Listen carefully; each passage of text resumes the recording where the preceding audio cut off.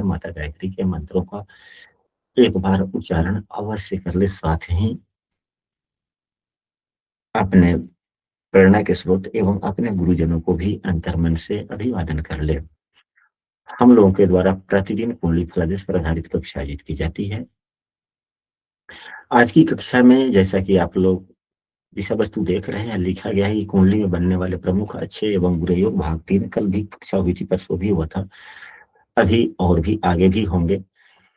यदि कोई कक्षा में नया है और प्रतिदिन की कक्षा में शामिल होना चाहते तो स्क्रीन पर दिख रहे नंबर पर व्हाट्सएप पर कक्षा में कंटिन्यू हो सकते हैं, या इस वीडियो के डिस्क्रिप्शन में हम अपने व्हाट्सएप समूह का लिंक भी दे दिए, वहां से भी शामिल हो सकते हैं। तो हम लोग योगों के बारे में पढ़ने या अध्ययन करने से पहले कल की कक्षा में थोड़ी बहुत चर्चा हुई थी। वहां पे एक दो प्रश्न रह गए थे। उन प्रश्नों को अच्छे ढंग से समझने के लिए कुछ भावों के नियम के सिद्धांत को हम सबों को पुनरावृत्ति करनी होगी, एवं विषय वस्तु को समझते हुए हम लोग प्रश्नों को कैसे आकलन कर सकते हैं, कैसे संजो सकते हैं, इसके बारे में भी हम सभी को समझना चाहिए। तो हम लोग चलते हैं, किसी भी भाव के भावों को ले लें।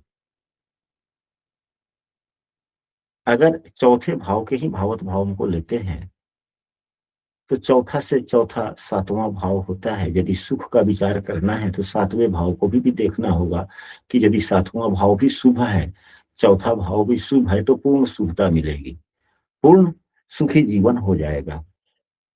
अगर चौथा भाव ठीक है, सातवां भाव खराब है, फिर भी सुख पूरा मिलेगा ही नहीं, सुख खराब। अगर यह माता है तो यह स्त्री या पति है। अगर दाम्पत्य जीवन ही ठीक ठाक नहीं है तो घरेलू सुख मिलेगा? नहीं मिलेगा। अगर पंचम भाव को लिया जाए तो पंचम भाव बुद्धि का है और नौवां भाव गुरु का है। अगर पांचवा भाव भी ठीक ठाक है, अच्छा है, तो बुद्धि अच्छी होगी। अगर नौवां भाव खराब होगा तो देने वाला कौन है? तो नौवें भाव से मिलेगा ना पंचम भाव को, देने वाले तो गुरुजन है। तो गुरुजन अगर खराब होंगे तो खराब बुद्धि मिलेगा। हालांकि गुरु शब्द ऐसे महान है जो ईश्वर से भी ऊपर है, गुरुजनों को खराब नहीं कहा जा सकता। लेकिन व्यक्ति हमेशा अपने गुरुजनों से शिक्षा तो नहीं लेता, अपने यार दोस्तों के परिवेश में पढ़ करके बढ़ता है, उसकी सीखी सिखाई हुई बातों को मान लेता है। तो तत्क्षण उस समय के लिए जो व्यक्ति जिसका बात मान ले, वही उस समय के लिए उसके गुरु हो गए। तो जैसा गुरु वैसा ज्ञान हुआ ना जी। यही बात होती है कि कुछ दूसरा होगा? जी जी गुरु जी। अब देखा जाए बात, अब यहां पर आके रुक जाती है।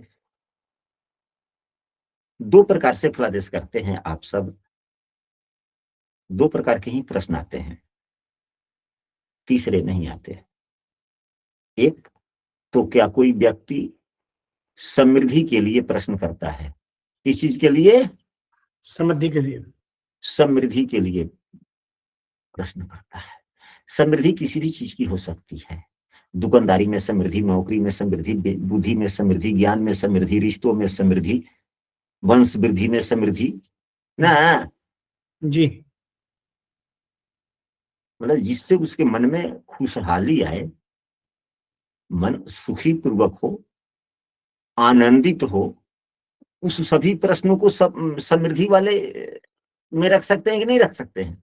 जी। और एक होता है दुखी करने वाला प्रश्न, जैसे बीमारी, क्लेश, जी। झगड़ा इत्यादि। हमें ये क्या करते हैं? दुखी करते हैं। तो जब समृद्धि करने वाले होते हैं तो तब सभी एक दूसरे के पूरक हो जाते हैं। क्या हो जाते हैं? पूरक हो जाते हैं। यानी कि ये बढ़ाते हैं। अगर यही उल्टे फल वाले हो गए, यानी बीमारी इत्यादि के लिए हो गए, अब मान लीजिए छठा भाव भी खराब हो जाएगा तो बीमारी हो गई, यह भी भावत भाव, तो यह मजबूत होगा, अच्छा होगा, शुभ होगा, तो बीमारी को रोकेगा ना कुछ। जी। अगर यह भी खराब हो गया तो दो जगह से तो खराबी तो और कमजोरी हो जाएगा, तो और बीमारी बढ़ेगी कि नहीं बढ़ेगी? जी। बढ़ेगा। अगर यह भी ठीक ठाक है तो यह उपचय भाव भी है और यह धन भाव है, यह कर्म का भाग्य भाव है और यह आय भाव है। अगर दोनों में तालमेल होगा तो फिर क्या होगा, धन वृद्धि होगी कि नहीं होगी? जी और दोनों में तालमेल होगा तो अगर यहाँ से बुखार है और यहाँ भी बुखार है तो बुखारवा बढ़ेगा कि बुखारवा खत्म हो जाएगा? बढ़ेगा गुरुजी।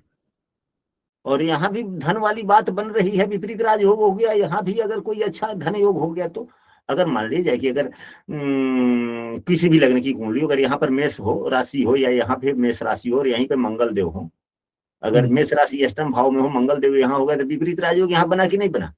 बन गया। और यहाँ पर यदि कोई भी राशि हो, अगर 2 ही नंबर की राशि हो तो 2 3 4 5 यहाँ पर हो गया। अगर सूर्यदेव यहाँ बैठ जाए और शुक्रदेव यहाँ पर बैठ जाए फिर क्या हो गया? राशि परिवर्तन हो गया।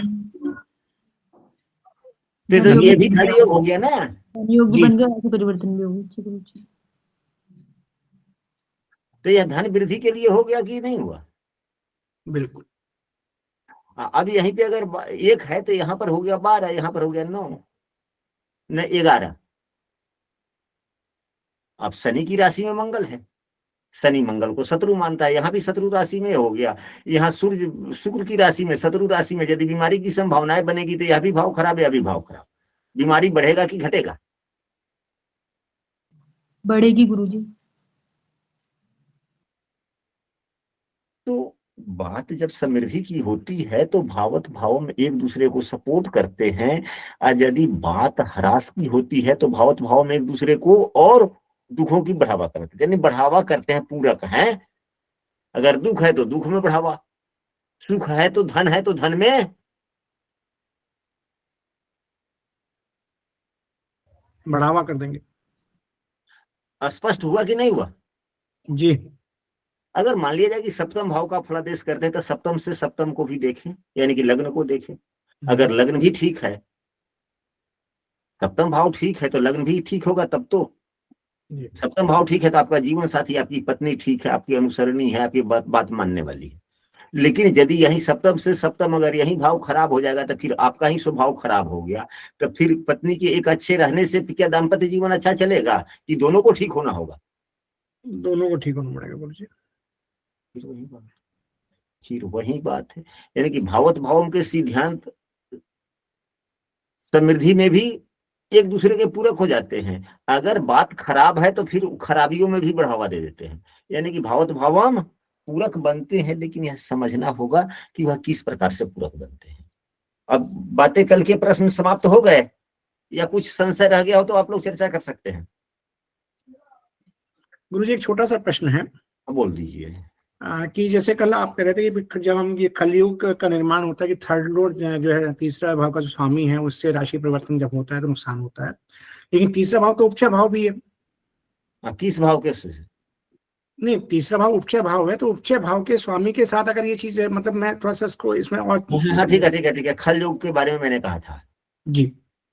तो अब यह देखिए, यह क्या है? यह उष्णता है, उष्ण है ना, यह गर्म है, इसमें ताकत है, इसमें ताकत है, इसमें गतिशीलता है, गति है।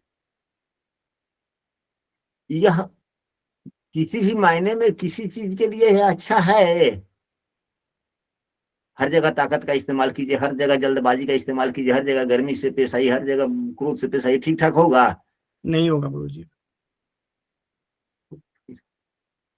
अगर अब तीसरे भाव का स्वामी यहाँ पर बैठ जाए तो क्या होगा, और दसम भाव का स्वामी यहाँ बैठ जाए तो क्या हो जाएगा? या किसी भी भाव का मिला लीजिए ना, अगर तीसरे भाव का स्वामी सातवें बैठ जाए, सातवें का स्वामी यहाँ बैठ जाए तो थोड़ी ऊर्जा, गर्मी या ताकत वाली लाउडली बातें आ जाएंगी। हो जाएगा कि नहीं हो जाएगा समावेश? हाँ हो जाएगा गुरुजी। तो हो जाएगा तो फिर क्या यह ठीक ठाक है? नहीं है ना। नहीं। तो यह जो है ना, इसको खल किस चीज को कहा जाता है? इसको खल योग कहा गया है। खल किसे कहा गया है? शत्रु को कहते हैं गुरु जी, खल मतलब खल या शत्रु, ऐसी चीजें जो आपको पसंद ना हो, ऐसी वाणी जो आपको पसंद ना हो, ऐसे कार्य जो आपको पसंद ना हो, आवश्यकताओं को न समझते हुए किसी ऐसे प्रकार का कार्य कर लेना जिससे दूसरे किसी को थोड़ा भावनाएं आहत हो, उसी को तो खल कहेंगे ना। जी खल, खल का शाब्दिक परिभाषा ढेर सारे हो सकते हैं। जैसे व्यक्ति खल का मतलब कब क्या सुन ले, बोल देगा। दुष्ट, हाँ जी, दुष्ट, हाँ दुष्टता, तो मतलब इन सभी, वैरता, दुष्टता, ये कह सकते हैं थोड़ा सा विरोधाभास। हाँ जी, तो ये सभी चीज का समाहित अगर एक जगह कर दीजिएगा तो जो बन के निकलता है, तो जिस भाव के स्वामी से स्थान परिवर्तन करेंगे उस भाव में थोड़ा सा या इन ये सभी चीजों का समावेश हो जाएगा कि नहीं हो जाएगा। बिल्कुल हो जाएगा। अब तीसरे, अब देखिए यहाँ पर जैसे तीसरे दशम में का फल तो कार्य में किस प्रकार का हो, तो वह कार्य थोड़ा तेजी में करेगा, जल्दी करेगा, ताकत का इस्तेमाल ज्यादा करेगा, हर में से कहेगा छोड़ो मैं कर देता हूँ, तो गलतियां करेगा फिर वो साथ में, हाँ जी, फिर गलतियां भी करेगा साथ में अगर जल्दीबाजी करेगा तो। हाँ जी। लेकिन दोनों भाव उपचय हैं तो थोड़ा सा कार्यों में तेजी आएगी, कार्यों में तेजी आ जाएगी, तेजी आ जाएगी, जल्दी कर लेगा। हालांकि तीसरे भाव के स्वामी दसम भाव में बैठते हैं तो अच्छा फल होता है, और 10वें भाव के स्वामी से परस्पर संबंध हो जाए तो तीसरा भाव का स्वामी अच्छा फल दे देता है जी। यदि तीसरे और 10वें दोनों का संबंध बन जाए तो फिर तीसरे भाव का स्वामी अच्छे फल दे देता है। अच्छा फल दे देता है। यह लघु पराशरी का नियम है। लघु पराशरी का नियम यह कहता है कि यदि कोई अशुभ ग्रह शुभ ग्रह से संबंध बना ले परस्पर, तो वह अशुभ ग्रह में क्या आ जाता है, शुभता आता है कि नहीं आता है। जी, शुभता आ जाती। तो फिर तीसरा भाव क्या है, यह अशुभ भाव है ना, इसके स्वामी बुरे फल देते हैं, अशुभ हो गया। जी। 10वें भाव के स्वामी कुंडली का यह सबसे केंद्र भाव का सबसे बलवान भाव है, सबसे अधिक शुभ भाव है ये। जी, केंद्र भाव को शुभ भाव कहा गया है ना। जी बिल्कुल कहा। और वो उसमें भी 10वां भाव सबसे अधिक शुभ है। जी, तो फिर क्या फर्क पड़ा, तो यह इसका संबंध जब इससे बनेगा तो फिर इसमें शुभता आएगी कि नहीं आ जाएगी। बिल्कुल आ जाएगी। तो फिर जब बिल्कुल आ जाएगी, अब यहाँ पर चला आया तो फिर जब तीसरे भाव का स्वामी शुभ हो ही गया, यहाँ पर आ गया और दसम भाव के स्वामी से परस्पर संबंध बना लिया, तो क्या इसकी शुभता उग्रता रहेगी या समाप्त हो गया, मतलब उग्रता गतिशीलता समाप्त हो गई, कमी आया कि नहीं आया, आ गया। तो फिर अब ग्रहों के गुण धर्म, भावों के गुण धर्म, स्थितियों के गुण धर्म, जितना हम लोगों ने बेसिक चीजों को पढ़ा है, अब उन चीजों को यदि हम भूल जाएंगे जी, तब तो कभी भी शंका का समाधान नहीं होगा ना। बिल्कुल बिल्कुल। अब हम लोग आगे बढ़े। जी गुरुजी, जी। अब यह आवश्यक इसलिए था कि ताकि हम कल कहाँ तक थे, उसके आगे क्या होगा, इसको स्मरण में लाने के लिए पूर्व की कुछ बातें जब चर्चा होने लगती है ना, जैसे आप ही लोगों से पूछा जाए कि हाँ कल क्या होगा क्या पर, तो हमको याद नहीं है, कुछ हमको बतलाओ, तो जो काम आप कर रहे होते उसे पहले की लगे, तत्क्षण लगे पहले की बात जब आपको आदमी कोई बतलाता है तो सभी बातें आपके दिमाग में आ जाती है, और फिर उससे के आगे के आप चर्चा करने लगते हैं। ऐसा मनुष्यों का समान गुण है कि नहीं है। जी गुरुजी। जी है यही, गुरुजी। तो अगर हम भी मनुष्य हैं तो यह भी तो मेरा भी तो सामान्य गुण यही होगा ना, इसलिए हमने कुछ पुरानी बातों को चर्चा किया है। अब हम लोग आगे बढ़ते हैं, तो यहाँ इसके बाद में हम लोगों ने जैसे खल योग के बारे में चर्चा हो गया, भाव भाव की चर्चा हो गई। अब इसके बाद में कुंडली के 6ठे 8वें 12वें भाव से अगर किसी भी भाव के स्वामी का परस्पर संबंध होता है तो यह बुरे योग होते हैं। यह भी दो प्रकार का होता है, यह दरिद्र योग भी बनाते हैं, यानी कि गरीबी की तरफ भी ले जाते हैं, या बीमारी की तरफ भी ले जाते हैं। यदि कुंडली के 6ठे 8वें 12वें भाव के स्वामी से किसी भी भाव के स्वामी का परस्पर संबंध होता है तो यह निर्धनता एवं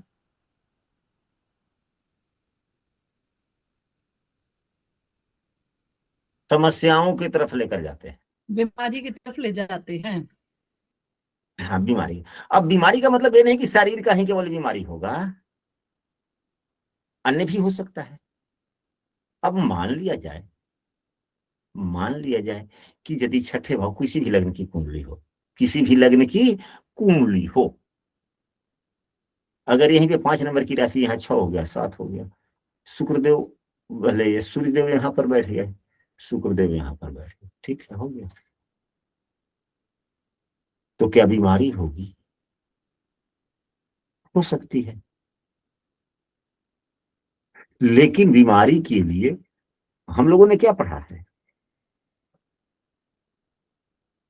बीमारी का तो एक ही सामान्य सूत्र है और उसके बाद में ढेर सारे अनगिनत सूत्र है।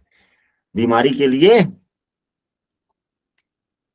एक ही सूत्र है और सामान्यता ढेर सारे काफी सूत्र है। तो एक सूत्र जो सामान्य है उसको हम सबों को सदैव याद रखना चाहिए। तो यदि यहाँ पर स्थान परिवर्तन हुआ तो किस भाव के में बीमारी होने की संभावनाएं बनी? हृदय में, छाती। चौथे भाव।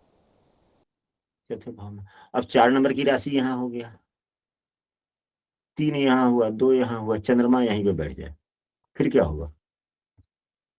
देवगुरु बृहस्पति यहाँ हो जाए, फिर क्या होगा? क्या बीमारी होगी? नहीं होगी। बीमारी नहीं होगी, क्योंकि चौथा राशि जो है यहाँ के काल पुरुष की कुंडली में, इस भाव में चौथी राशि बनती है।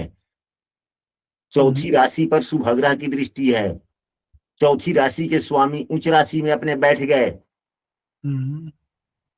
अब यह भाव को भी पीड़ित होना होगा, इस राशि को भी पीड़ित होना होगा, इस राशि के स्वामी को भी पीड़ित होना होगा। यानी कि भाव पीड़ित हो गया तो राशि पीड़ित हो ही गई। भाव भी पीड़ित हो, अगर भाव पीड़ित है तब तो बीमारी होगी। अगर मान ले कि राहु ही देख रहा है तो, या केतु यहाँ पर है, भाव पीड़ित हो गया,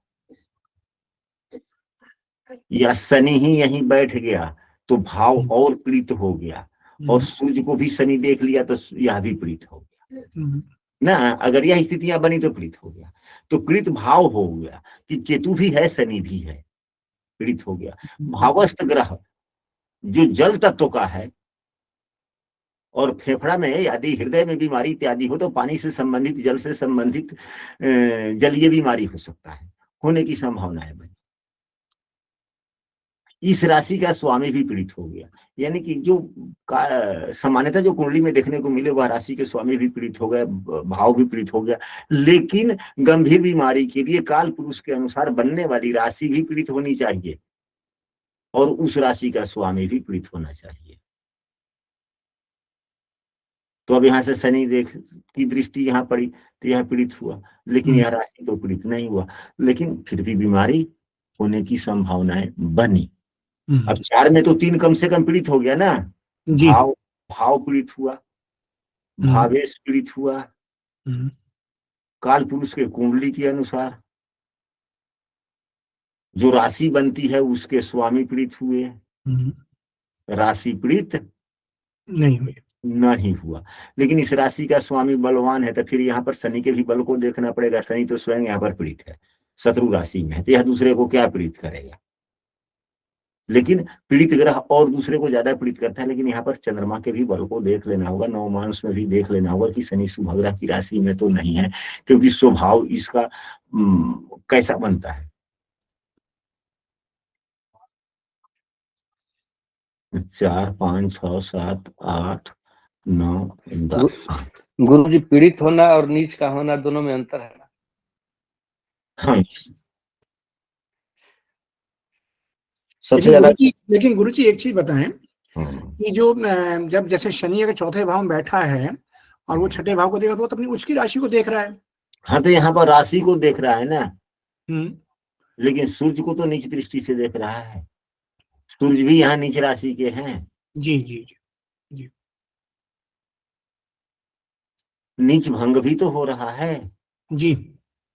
तो नीच भंग हुआ तो समृद्धि की तरफ ले गया, यानी कि धन देगा, आय बढ़ाएगा, लेकिन बीमारी भी बढ़ा देगा। बीमारी अलग चीज है, धन अलग चीज। तो कहने का मतलब यह है, हम लोग बात कुछ और कर रहे थे और कहीं और चले गए। हाँ, बात तीसरे भाव से थी ना। जी जी, छठे राशि का स्वामी पीड़ित से मान आगे से वो थे। नहीं होगा। हाँ ना ना, हाँ, छठे 8वें 12वें भाव के स्वामी से जब स्थान परिवर्तन होता है तो ये जो क्या करते हैं, कहने का मतलब यह है कि बीमारी देते हैं। तो ये नहीं कि शारीरिक बीमारी ही दे, ये नहीं कि शारीरिक बीमारी, किसी भी प्रकार की बीमारी दे सकते हैं। तो उस भाव से संबंधित किसी भी प्रकार की बीमारी दे सकते हैं। तो क्या हो सकता है, हम इस पर चर्चा कर लेते हैं। जरा सा कुंडली साफ करना देखिए।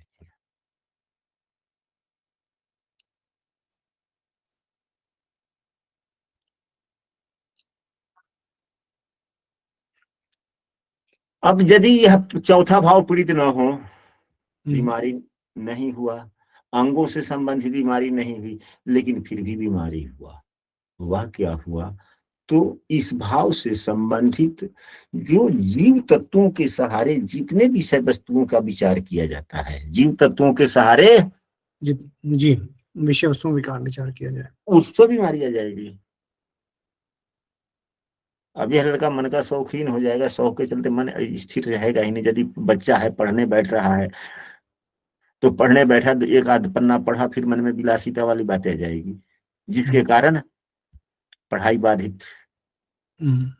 चौथे भाव से तो पढ़ने के समय में या किसी भी कार्यों को करने के समय में के मन की स्थिरता का भी तो विचार किया जाता है ना। चौथे भाव से घरेलू सुखों का भी तो विचार किया जाता है ना। जी जी, फिर वह गड़बड़ हो गया। अब भावेशों के आधार पर बीमारियां हो जाएगी। तो भावेश कौन है, तो सूर्य है। सूर्य छठे भाव में नीच के है। तुनक मिजाजी अधिकारता वाली बात घर पे ज्यादा बोलेगा, लोग मानेगा नहीं, थोड़ा सा कला वाला चलता रहेगा, यह भी तो बीमारी ही है ना। चौथे भाव के फलों में समस्याएं आना बीमारी ही कहा जाएगा कि कुछ दूसरा कहा जाएगा? यानी कि केवल रोग ही हो जाए शरीर में वही बीमारी होती है, या दूसरे भी अच्छे फलों में कमी आ जाना वह भी बीमारी है? जी गुरुजी, अच्छे फलों में कमी आना भी तो एक तरीके से परेशानी का सबब ही है उसके। तो उसको भी किसी न किसी प्रकार की बीमारी ही कहेंगे ना, या समस्या ही कहेंगे ना। हाँ, समस्या कहेंगे गुरुजी, बिल्कुल समस्या कहेंगे। समस्या। तो यह समस्याएं देते हैं, बीमारी देते हैं, रुकावट देते हैं, सफलता में बाधा देते हैं। या यदि दसम भाव के स्वामी से अगर संबंध बन रहा हो छठे 8वें 12वें का, तो हम अपने कार्यों से उद्यमशील प्रवृत्ति से थोड़े पीछे हट जाना, होना, बुद्धि का अस्थिर होना, शत्रुओं के द्वारा प्रताड़ित होते रहना, दूसरों की निंदा करना, पापपूर्ण काम करना, सौभाग्य समृद्धि में कमी आना, स्वभाव में मूर्खता आना, ये सभी समस्याओं को अब अलग अलग भावों के स्वामियों से, अलग अलग भावों के स्वामियों के स्थान परिवर्तन से अलग अलग प्रकार की समस्याएं आती है। अब वह समस्याएं क्या है, किस भाव से स्थान परिवर्तन। अब इसके बाद में यदि हम लोगों ने यह पढ़ा छठे 8वें 12वें भाव, तो छठे 8वें 12वें भाव से अच्छे योग भी बनते हैं। इन्हीं बुरे भावों के स्वामियों से अच्छे योग भी बनते हैं।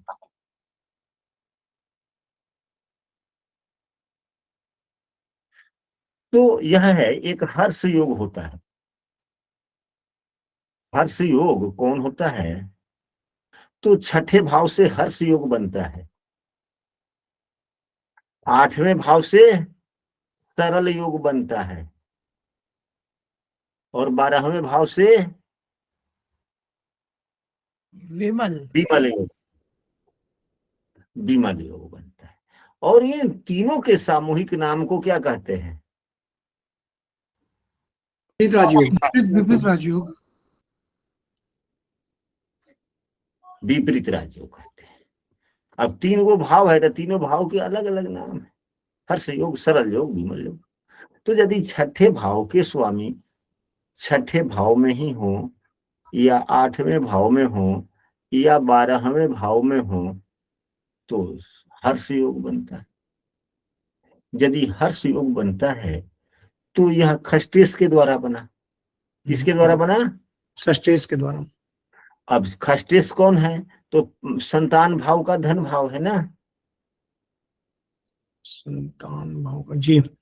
धन भाव, तो अच्छे संतान,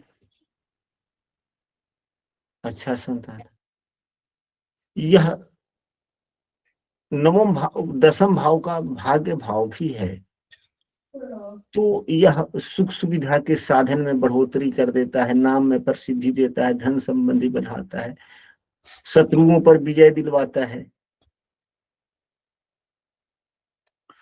परंतु छठा भाव अच्छा भाव नहीं है। छठा भाव अच्छा भाव नहीं होता है।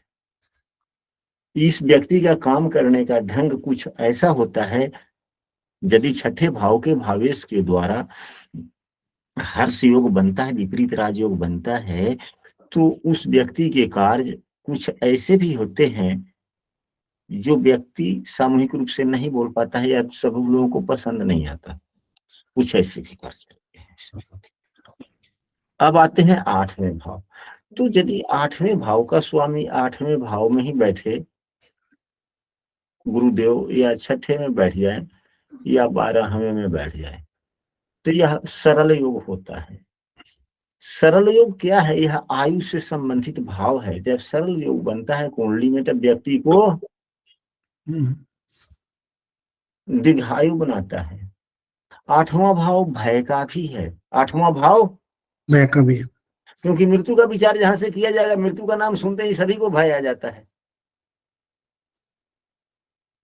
जब अवस्था आतुर हो जाता है, हमारे गरुड़ पुराण में आतुर शब्द आया है, मृत्यु की स्थिति के समय को आतुर शब्द से संबोधित किया गया है गरुड़ पुराण में। जब आतुर समय आ जाता है, व्यक्ति को काफी कष्ट होता है। उससे पहले जब बीमारी होती है, समस्याएं आता है, तो व्यक्ति कहता है कि हे ईश्वर, अब बहुत हो गया, कष्ट सहा नहीं जाता, हमें ले चलो। जब वह पूरे होशो हवास में रहता है। लेकिन ज्यों ही चेतनाएं समाप्त होने लगती है, तो व्यक्ति मरना भी नहीं चाहता। व्यक्ति मरना भी नहीं चाहता, यानी कि लंबा चाहता। तो यह भय, तब फिर वहां पर भय लगता है। तो यदि आठवें भाव के स्वामी के द्वारा यह सरल योग बनता है, तो यह दीर्घायु भी बनाता है, भयहीन भी व्यक्ति को बनाता है, और यह जो है, यह ज्ञान भाव भी है। क्या है? ज्ञान भाव, ज्ञान भाव भी है। क्योंकि वास्तविक ज्ञान मनन चिंतन से होता है, और आठवां भाव अनुसंधान का है। अनुसंधान का मनन चिंतन ही हुआ ना। जी जी जी। तो यदि सरल योग बनता है, तो वैसा व्यक्ति ज्ञानी भी होता है। और जब ज्ञानी हो गया, तो प्रसिद्धि मिल ही गई।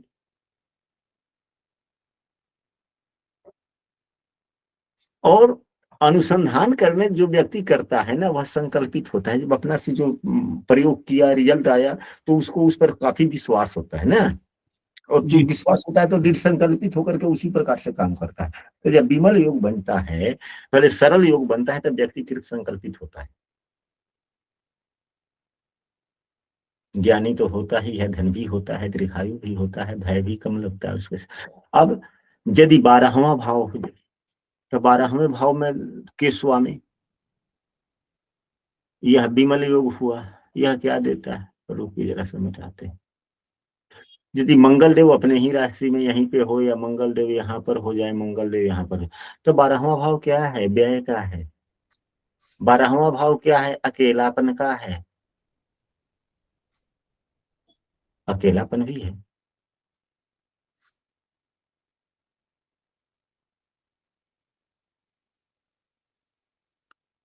चर्चा का भी है।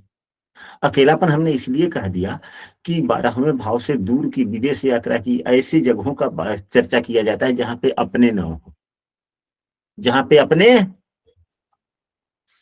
नहीं हो, अपने नहीं नहीं हो, वो 12वां भाव है। जहां पर अपने नहीं है, तो उसको अकेला ही कहा जाएगा ना।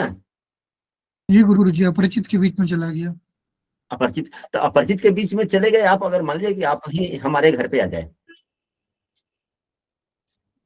तो आपके लिए हमारा गांव, हमारा समाज तो अपरिचित ही है ना। तो आप तो अकेले हो गए ना यहाँ पे, जी गुरुजी बिल्कुल। तो इसीलिए 12वां भाव अकेले का भी कहा जाता है, परिचितों का भी कहा जाता है। तो यह खर्चे का भी भाव है।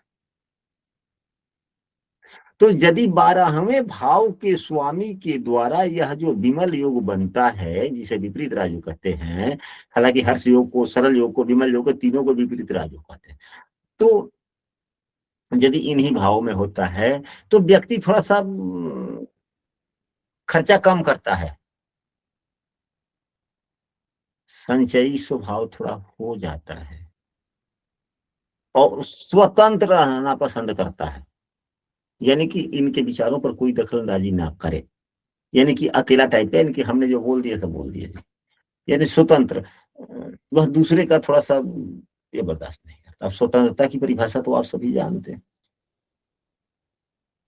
स्वतंत्रता की परिभाषा आप सभी जानते हैं, ठीक उस प्रकार के स्वभाव हो जाता है। अच्छा, गुरुजी धन संपत्ति का संचय करता है, रुकिए, संचय तो करता है, परंतु कभी कभी स्थितियां ऐसी होती है कि कितना खर्च कर देगा इसका कोई सीमा भी नहीं रहता, यानी कि ओर छोर नहीं रहे, फिर नहीं देखेगा कि इतना पैसे कहाँ से आएंगे, बस कहीं से कर्ज मिल रहा है लेके खर्चा करो। लेकिन वह कभी कभी वैसी स्थितियां आती है, और जिसके 12वें भाव के स्वामी के द्वारा यह जो विमल योग बनता है, उसके आचरण बड़े अच्छे होते हैं, अच्छा व्यवहार, अच्छा आचरण होता है, और अच्छे गुणों के लिए यह जाना जाता है। धन समृद्धि तो मिलती ही मिलती है। तो यह हुआ, और एक इन दोनों के सम्मिश्रण से जो योग बन जाता है, दोनों के सम्मिश्रण से यदि योग बनता है तो यह तो विमल योग हुआ, यह विमल योग हुआ। और एक होता है विपरीत राजयोग, हालांकि यह भी विपरीत राजयोग है, लेकिन इसमें थोड़ी सी और वृद्धि हो जाती है जब इन्हीं भावों के स्वामियों का इन्हीं भाव के स्वामियों से स्थान परिवर्तन हो जाए तो। हाँ, अब ब्रजेश जी बोला जाए। गुरुजी कह रहे थे कि तीनों भाव में मतलब अकेले अकेले वो रहे कि अन्य ग्रहों के साथ रहे तो फिर बनेगा। तो पहले तो अकेले हैं तो बन गया ना, जी अकेले हैं तो बन गया। अभी तक यह आगे की बात आपने पूछ लिया, हालांकि वह तो हम बोलते ही, अभी तो विपरीत राज्य ऊपर भी कुछ बोल रहे हैं, अभी दोनों के आपस में राशि परिवर्तन पर भी बोल रहे हैं। तो फिर उसके बाद में यह भंग भी होता है, क्योंकि जितने योग हम लोग पढ़ रहे हैं, हम लोग सभी योगों के बारे में थोड़े पढ़ेंगे, जो सामान्यतः जब अध्ययन चल रहा है तो जो दिमाग में जितनी बातें आ जाएगी बोल लेंगे, जो नहीं आएगी तो किताब से कोई थोड़े देखना है, बाद बाकी किताब तो आप लोगों के पास में है ही, पुस्तक देखेंगे समझेंगे। तो कहने का मतलब यह है कि समझे कैसे यह अलग बात है। तो जो 2 4 10 योगों के बारे में सही ढंग से समझ लेंगे अपने आप, वही नियम तो सभी योगों पे लगते हैं। अब आते हैं विपरीत राजयोग पर, तो यह भी विपरीत राजयोग के ही एक अंग है। लेकिन यदि इन्हीं में से किसी 2 भावों के स्वामियों का आपस में स्थान परिवर्तन हो जाए, 2 भावों के स्वामियों का स्थान परिवर्तन हो,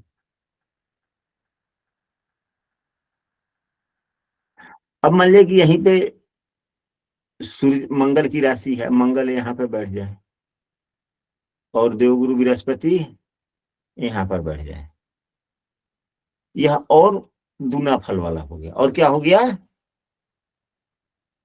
दुना या दोनों की युति कहीं भी हो जाए, चाहे 12वें भाव में हो जाए या 6ठे भाव में हो जाए, या इन दोनों की युति इन्हीं तीनों भावों में से कहीं भी हो जाए,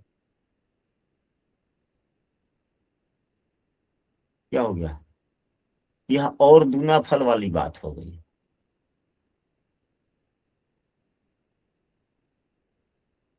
यह हर प्रकार का लाभ देता है, दीर्घ आयु भी देता है, लाभ भी देता है, निपुणता भी देता है, प्रसिद्धि भी देता है, उन्नति भी देता है।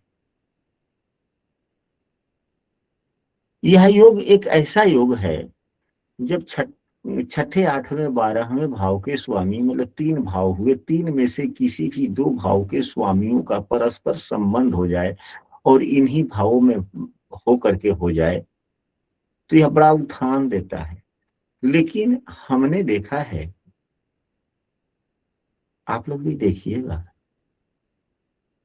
अपने इस उम्र में हमने लाखों तो नहीं कह सकते, संख्या पहुंच सकती है, गिनना कौन है, लेकिन हम लाखों की बात नहीं कहते, हम हजारों की बात तो कर सकते हैं। हमने हजारों कुंडलियां देखी, उस कुंडलियों का अधिकांशतः सारांश यह रहा कि जिस कुंडली में हमने इस प्रकार के छठे, 8वें, 12वें इन तीनों भावों में से किसी भी 2 भावों का परस्पर संबंध हुआ और इन्हीं भावों के बीच में हुआ, पहले बड़े समस्या में हुए हो, यानी कि समस्याग्रस्त पहले काफी, यानी कि पहले पतन, पहले बर्बादी, पहले बर्बादी। और मान लिया जाए कि 100 रुपये की बर्बादी हुई पहले, फिर इन्होंने अपने आप को संभला, ग्रहों की दशाएं अनुकूल हुई और 1000 पाया।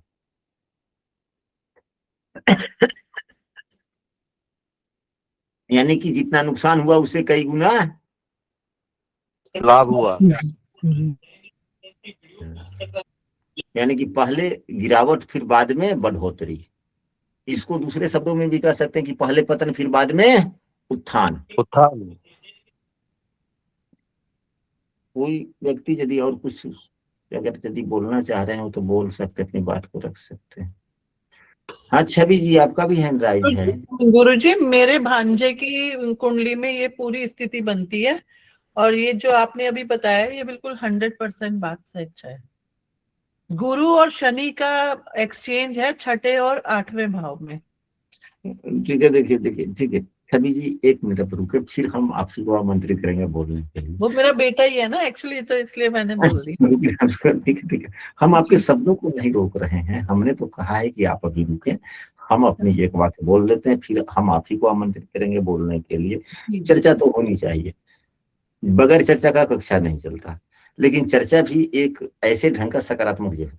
तो हमने कहा कि यदि ऐसी स्थितियां बनती है, हमने किसी पुस्तक में नहीं पढ़ा है, जी आप गुरु लोगों ने पढ़ा हो तो अलग बात है, हमने किसी पुस्तक में नहीं पढ़ा कि पहले पतन फिर बाद में उत्थान, लेकिन हमने अनुभव किया है कि पहले नुकसान बाद में लाभ। तो अब आपने कहा यह बातें 100% लागू होती है, ठीक है, वो आपके अनुभव की बातें हैं, हमारी बातों का आपने समझ गया, सत्य बात है तो आपने, लेकिन आपने जो कहा कि गुरु शनि, तो हमारे कहने का मतलब उससे भी हमें कोई आपत्ति नहीं है, किसी सदस्यों को आपत्ति नहीं है, लेकिन बात यह है कि यदि इसको हम लोग अपने स्वभाव को थोड़ा सा बदले, क्या बदले, तो ग्रहों का नाम ना ले, अच्छा, राशियों का नाम न ले, मतलब कि गोपनीयता भंग किसी की न हो, जी जी जी ऐसा हम लोग अपने स्वभाव में आदत डालें और बाद बाकी गोपनीयता ना भंग करते हुए पूरा जितना डिस्कस करना है करते चले, हमारा जी कहना जी, ये। हाँ जी जी, मैं आगे ध्यान रखेंगे। लेकिन आपने कहा गुरु शनि, तो गुरु शनि से तो निश्चितता हो गई कि भाई शनिदेव कहाँ पर है, किस भाव के स्वामी है, या किस भाव के स्वामी, किस लग्न की कुंडली हुई, तो ऐसे तो हाँ गोपनीयता जी कुछ भंग होती है ना। जी गुरु जी, दूसरे किसी को सोचने के लिए पहुंचने दीजिए, कितना पहुंचता है, हाँ जी। कल्पना करने दीजिए। चलिए ठीक है, और कुछ कहना है आपको? बस गुरु जी, जैसे आपने कहा ना कि पतन से उत्थान की तरफ, तो उस मतलब उस बच्चे को हमने बड़ी मुश्किलों से पाला, जैसे कहते हैं ना कि, और वो काफी संघर्ष में रहा जीवन, लेकिन अभी ईश्वर की कृपा से अच्छा कर रहा है। चलिए जी, हाँ चंदन जी बोला जाए। गुरुजी, ये जो योग का नाम है हर्ष, सरल, विमल, हर्ष मतलब कि खुशी, हैप्पीनेस, सरल मतलब बिल्कुल सरलता, सिंपल, और विमल मतलब स्वच्छ, तो थोड़ा इसका भी चर्चा कीजिए गुरुजी इस बारे में। देखिए, इस शब्दों पर तो इस प्रकार से हमने कभी कुछ सही ढंग से पाया नहीं, लेकिन हर्ष का मतलब तो खुशी होता ही है, या खुशियां देता ही है।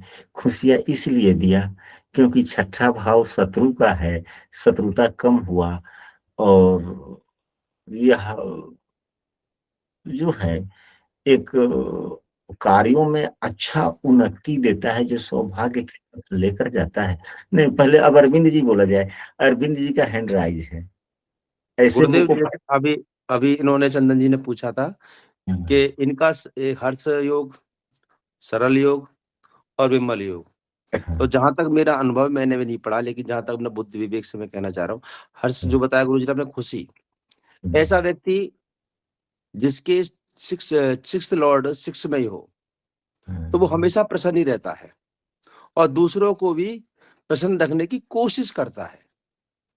दूसरा, इसमें जो एट्थ लॉर्ड जो होता है, यहाँ से अगर ये विपरीत या राजयोग बनता है, इसे कहते हैं सरल राजयोग। तो सरल का मतलब होता है सरलता। जीवन, कठिनाई तो आती है लेकिन सरलता से वो जीवन यापन करता है। तीसरा, जो विमल, विमल का अर्थ होता है स्वच्छ।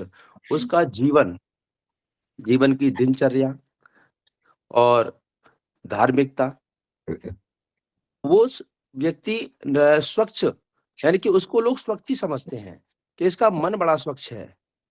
तो जहां तक मेरा अनुभव है गुरुजी, मैं इस बात का थोड़ा सा खंडन कर रहा हूँ। चलिए, बस इतना ही कहना खंडन था। ही, हम आपके भी बातों का सपोर्ट करते हैं, चंदन जी के प्रश्नों का उत्तर देते हैं और आप ही के शब्दों को थोड़ा सा बदल देते हैं, और हम अपने जो शब्द कहे हैं उसके अनुसार हम इनको समझने के लिए प्रेरित करते हैं। कल्पना शक्ति और थोड़ा बढ़े। यहाँ पर हम लोग पढ़ने के लिए शामिल नहीं होते, यहाँ पर हम लोग अपने अपने कल्पना शक्ति का विकास करने के लिए शामिल। जब कल्पना शक्ति का विकास हो जाएगा तो अपने आप सब कुछ ठीक हो जाएगा। हो जाएगा कि नहीं हो जाएगा? गुरु जी, नहीं मेरे तो भी मन में एक बात आ गई है इसी चीज हाँ, को सोचते नहीं हुए। तो आप मन में अगर बात आ गई है तो आप कृपया करके कलम से नोट कर लें। और पहले अब नहीं, हमारे मन में जो बात नहीं आ है, रही प्रश्न नहीं है, बस ये लगा कि जैसे हम छठे भाव से षड रिपुओं को देखते हैं।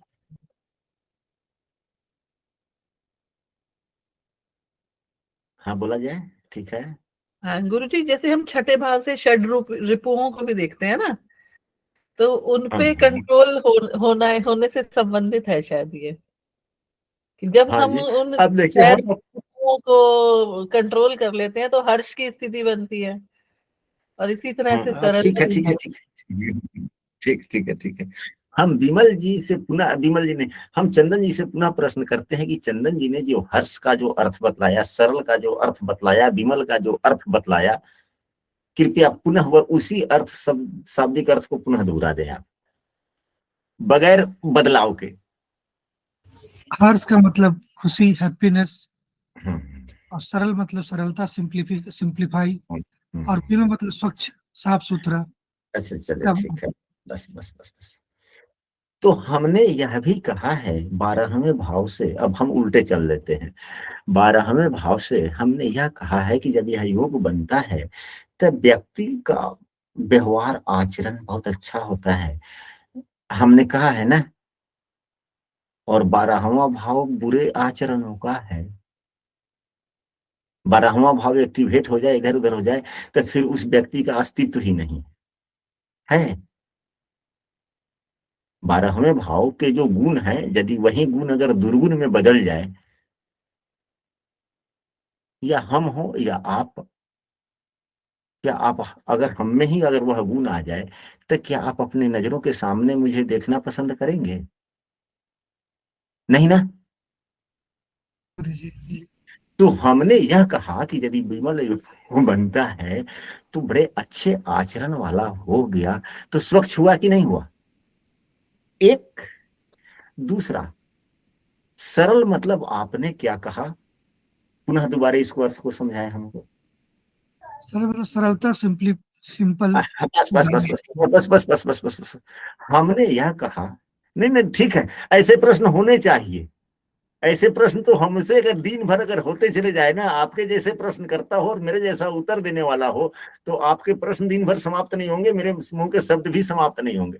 मैंने यह कहा है कि यदि अष्टम भाव से व्यक्ति अगर जो सरल योग बनता है तो आयु वाला भाव है, व्यक्ति दीर्घायु हो ही गया। हमने यह कहा है कि 8वां भाव मनन चिंतन का है, व्यक्ति ज्ञानी हो ही गया। तो जो ज्ञानी हो गया तो सादा जीवन उच्च विचार तो हो ही गया, तो फिर तो सरलता फिर छूटा कहाँ।